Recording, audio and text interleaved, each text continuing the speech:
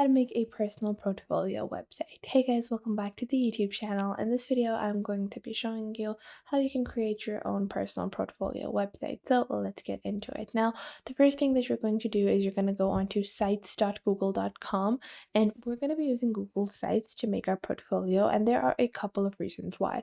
First off, it is very beginner friendly. So if you're someone that has no experience in developing a website or creating a website before, Google Sites is definitely a simple, to the point website builder where you're not going to have to feel confused. You don't have to, wonder like what features should I add. It's a very simple and clean and easy to use website.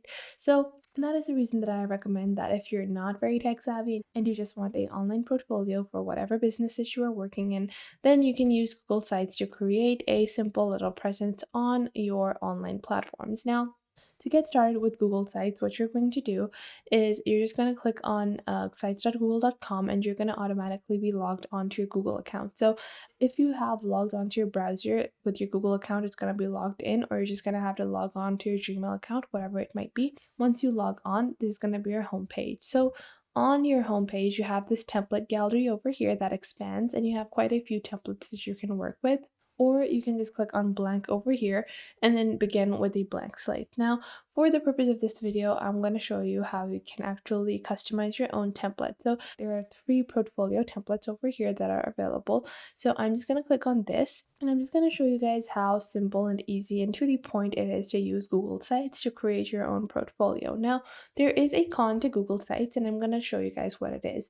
It is the limited customization. So although it is a great website builder, you have limited customization. And if you have like super creative ideas and you want to do like something super creative and jumpy, and you want your portfolio to look like it's like super animated or super digital or super high tech, then Google Sites might not be a good option for you. And in that situation, I would recommend Wix. Now, Wix is also another free website builder, and I have a tutorial on how to create a Wix website. So just hop onto our YouTube channel and check that video out on how to create your own Wix portfolio, where you can understand how to create a more attractive or a more, flashy kind of website with Wix. Now, to get started with our portfolio, you can see this is like a very simple layout. You just have to cut from here, enter your own actual name. So I'm just going to enter Jane, a artist, California, like so. And I'm just going to take this image, I'm going to delete it, and then I'm going to drag this image over here. I'm going to click on upload, and I'm just going to go into my downloads over here. I'm going to use this random stock image that I have, and now I'm just going to drag it above over here just beside that, and I'm just going to click on crop. I'm just going to crop some of the image out like so. I'm going to click on over here, and I'm just going to place it right beside the text. So I'm just going to drag the text over here so it's a bit centered. Now, below that, you have your selected work section that is in the template. You can obviously add and remove pages and sections. So I'm going to click on the project page over here, and then you have your project, but I'm going to delete this page, and instead I'm going to click on enter. I'm going to click on over here, and I'm just going to add art projects. I'm going to click on done over here. And then what I'm going to do is I'm going to click on insert. I'm going to click on this layout, and then from here I can upload like separate art projects, and I can enter text, and you can even create sub pages. So let's say this is rainbows, this is unicorns, and I'm not going to add images. I'm just going to skip with that.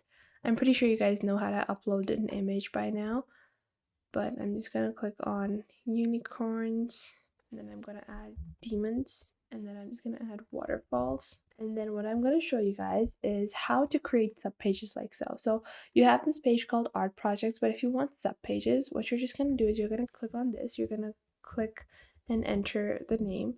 So you want a sub page called rainbows. Once you create the page, you're just going to select it, and then you're just going to click on it, move it above, and then move it to the right. And just like that, you have a subpage. And now once you click on a subpage, and if you click on add new subpage, it's going to automatically create a new subpage instead. So I'm just going to create a subpage for each of those. Waterfall, and what was the other one? I forgot. I'm going to go back and check. Yeah, unicorns. I'm just going to move it over here like so. Now I have my 4 subpages in my separate page, and obviously once you have your subpages, you can just click on insert and insert any kind of media you want. So I'm just going to remove all of these excess sections that I don't need from here because I want to keep it like a very clean slate. I don't want anything too much. Now I'm just going to add a text box. Contact me on artist@gmail.com, and then I'm just gonna space this out. I'm gonna add like a hypothetical number, and then you can add more details if you want. I find that this is pretty good, so I'm gonna leave it at that. You can add social media accounts as well, you can link those as well.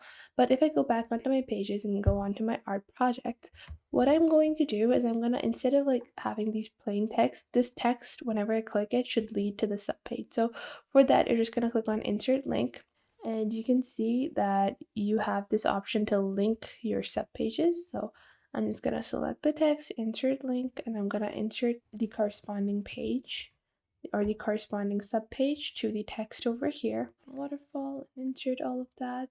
So now I'm going to go back onto my homepage, and once you're finished with your design and finished with adding all of your work, your previous experience as well, if you want to add that, once you're done with that, you're just going to click on publish, and then I'm going to add Jane's portfolio. This is taken, so I can just add a number, and now I'm going to click on publish. And now you can see my site has been published, so I can just click on view over here, and this is what my website is currently looking like. If I click on art project, you can see I have these, and if I click on unicorns, it leads to the unicorn page. And obviously I haven't added anything to these pages, they're currently blank, but obviously you're going to you're going to add your own stuff, whatever work you do. So on top, you obviously have to add your logo or just your site name, whatever you might want it to be. So I'm just going to add Jane's portfolio.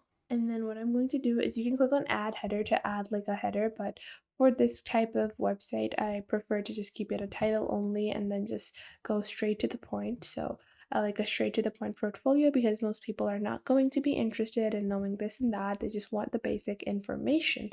So you're just going to click on publish, and you can see over here, this is your draft homepage, this is your currently published homepage, and you can later on make changes and compare them before publishing like this. So you can view your published site, and you can also view the new changes that you have made to your site and you haven't yet published. So you can also click on publish settings, and if you're still customizing your website, you can select this option over here to request public search engines not to display your site in the situation that you're still developing your portfolio. So that was it for today. I hope you guys found this video helpful. Make sure to like this video and subscribe to the YouTube channel, and comment down below the best tips and tricks that I have taught you within this video.